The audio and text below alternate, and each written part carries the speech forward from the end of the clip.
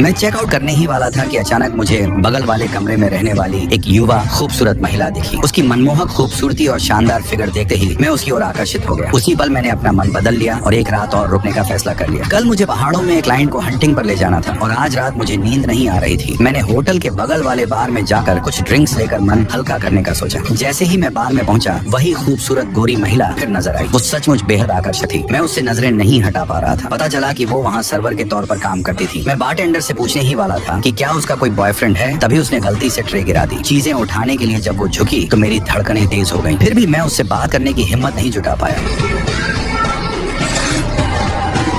मैं होटल के कमरे में वापस लौट आया और अपनी हंटिंग राइफल साफ करने लगा। अचानक मेरे दरवाजे के बाहर कुछ हंगामा हुआ। मैंने फौरन अपनी पिस्तौल कमर में खोस ली और बाहर जाकर देखा। कोई नशे में धुत आदमी बगल वाले कमरे की उस खूबसूरत गोरी महिला को परेशान कर रहा था। जैसे ही उसकी नजर मेरे मांसल शरीर और कमर पर लटकी बंदूक पर पड़ी तो भाग खड़ा हुआ। अब वो महिला अकेली खड़ी थी, लेकिन कल सुबह जल्दी हंटिंग के लिए उठना था, इसलिए मैं बस मुड़कर वापस बिस्तर पर लेट गया। वो काफी निराश दिख रही थी। अगली सुबह मैं अपना सामान लेकर पहाड़ के नीचे वाली दुकान पर पहुंचा। मैंने मालिक से पूछा कि आज का मेरा क्लाइंट कौन है। तभी बगल वाले कमरे वाली वही खूबसूरत महिला दुकान में दाखिल हुई। हाय, मैं केट हूँ। सब कुछ समझ आ गया। आज मुझे जिस क्लाइंट को हंटिंग पर ले जाना था वो यही खूबसूरत महिला थी। हमने ज्यादा समय गंवाए बिना सीधे पहाड़ की ओर चल पड़े। रास्ते में केट ने मुझे बताया कि वो ये ट्रिप क्यों करना चाहती थी। उसके पिता को यहाँ हंटिंग करना बहुत पसंद था। मरने से पहले उन्होंने अपनी अस्थियों को इसी पहाड़ पर बिखेरने की इच्छा जताई थी। केट अपने पिता की आखिरी इच्छा पूरी करना चाहती थी, इसलिए उसने खास तौर पर मेरे जैसे प्रोफेशनल को साथ लेने के लिए हायर किया था। किसी अपनों के जाने पर यही एक चीज बहुत पछताई जाती है। जब कोई चला जाता है तो उससे जुड़ाव टूट जाता है। पूरे दिन चलने के बाद मैं केट को पहाड़ की चोटी पर ले आया। शाम हो रही थी, इसलिए हमने वहीं रुकने और सुबह आगे बढ़ने का फैसला किया। तभी केट ने वो सवाल पूछा जो उसके मन में था। मेरे जैसे असाधारण आदमी का पारिवारिक जीवन कैसा होता होगा? वो पल आ गया था। अब मुझे और छिपाना नहीं था। आखिरकार मुझे उसे अपनी कहानी बतानी ही थी।